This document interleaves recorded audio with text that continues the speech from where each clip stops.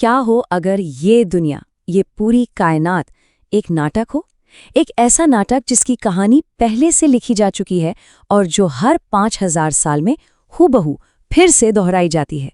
चलिए आज इसी अनोखी सोच की गहराइयों में उतरते हैं। तो इसी दिलचस्प सवाल से अपनी बात शुरू करते हैं। जरा सोचकर देखिए, अगर हर घटना, हर पल और हर जन्म पहले से ही एक बहुत बड़ी ब्रह्मांडीय स्क्रिप्ट का हिस्सा हो, तो फिर हमारी जिंदगी और हमारे फैसलों का मतलब क्या रह जाएगा? असल में ये एक लाइन इस पूरे विचार का सार है। इस दर्शन के हिसाब से ये कॉस्मिक ड्रामा इतना सटीक है कि खुद भगवान भी इससे बंधे हुए हैं। हर गुजरता हुआ सेकंड उसी स्क्रिप्ट का हिस्सा है जिसे बदला नहीं जा सकता। तो ठीक है, सबसे पहले समझते हैं कि इस नाटक का पूरा सेटअप क्या है, मतलब इसकी बुनियाद क्या है और ये समय को किस नजरिए से देखता है। और इस नाटक की जो टाइमलाइन है वो एकदम फिक्स है, पूरे 5000 साल। इस सोच के हिसाब से दुनिया का पूरा इतिहास और भूगोल सब कुछ इसी 5000 साल के साइकिल में घूमता है और फिर बिना एक भी चीज बदले हूबहू फिर से शुरू हो जाता है। और यहीं पर प्रीडेस्टिनेशन, यानी जो कुछ होना है वो पहले से तय है, ये वाला सिद्धांत आता है। लॉजिक ये दिया जाता है कि अगर फ्यूचर पहले ही बता दिया तो फिर नाटक का मजा ही क्या रहा, है ना?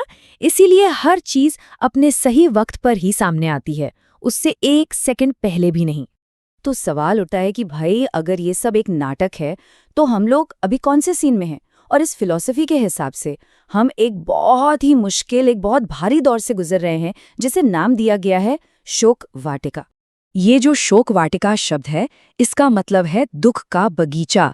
ये आज के दौर यानी कलयुग के लिए इस्तेमाल हुआ है। एक ऐसी दुनिया जहां आत्माएं दुख में हैं, विकारों में हैं और अपनी असली पहचान को भूलकर सिर्फ इस शरीर को ही सब कुछ मान बैठी हैं। और इस आध्यात्मिक कैद को समझाने के लिए ना रामायण के बहुत पावरफुल मेटाफर्स का इस्तेमाल किया गया है। जैसे इस दुनिया को लंका कहा गया है और हम सब आत्माएं सीता की तरह हैं जो रावण की जेल में फंसी हुई हैं। अब यहाँ रावण कोई एक इंसान नहीं है। रावण मतलब हमारे अपने अंदर के 5 विकार, काम, क्रोध, लोभ, मोह और अहंकार। लेकिन कहते हैं ना, हर नाटक में एक टर्निंग पॉइंट आता है। इस ब्रह्मांडीय कहानी में भी वो मोड़ आता है और वो आता है एक दिव्य शक्ति के हस्तक्षेप से, एक बहुत ही खास डिलीवरी के रूप में। ये हस्तक्षेप होता है बाप दादा के जरिए, जिन्हें परम पिता यानी सुप्रीम सोल बताया गया है। वो इस 5000 साल के चक्र के एक बहुत ही खास समय, जिसे संगम युग कहते हैं, पर आते हैं। आते कहाँ से हैं? अपने घर परमधाम से, ज्ञान देने और भटकी हुई आत्माओं को रास्ता दिखाने के लिए। अब पिता यहाँ पर एक नहीं बल्कि कई भूमिकाएं निभाते हैं। वो एक पिता भी हैं, एक टीचर भी और एक सद्गुरु भी, मतलब सच्चे मार्गदर्शक। उन्हें ज्ञान का सागर भी कहा गया है। और हाँ, एक बहुत ही यूनिक मेटाफर है महान बैरिस्टर का, जो ये दिखाता है कि वो आत्माओं को रावण यानी विकारों की जेल से छुड़ाने आए हैं। तो सवाल है, ये डिलीवरी है किस चीज की? वो डिलीवर करते हैं अपना पूरा खजाना, ज्ञान का, शांति का और खुशी का। और ये सब वो अपने बच्चों को एक विरासत, एक इनहेरिटेंस के तौर पर देते हैं। तो फिर इस दिव्य विरासत पर कोई अपना हक कैसे जमाए? इसके लिए एक बिल्कुल साफ रास्ता बताया गया है, जिसमें कुछ खास तरह की कोशिशें करनी होती हैं। इस विरासत को पाने के लिए 4 कदम बताए गए हैं। पहला और सबसे जरूरी, पिता को याद करना। दूसरा, पवित्रता से जीना, जिसमें खान पान की शुद्धता भी आती है। तीसरा, ये पक्का करना कि हम शरीर नहीं आत्मा हैं। और चौथा, सिर्फ और सिर्फ श्रीमत यानी भगवान के दिए निर्देशों पर ही चलना। और यहीं पर चॉइस की, चुनाव की इम्पोर्टेंस साफ हो जाती है। देखिए, 2 रास्ते हैं।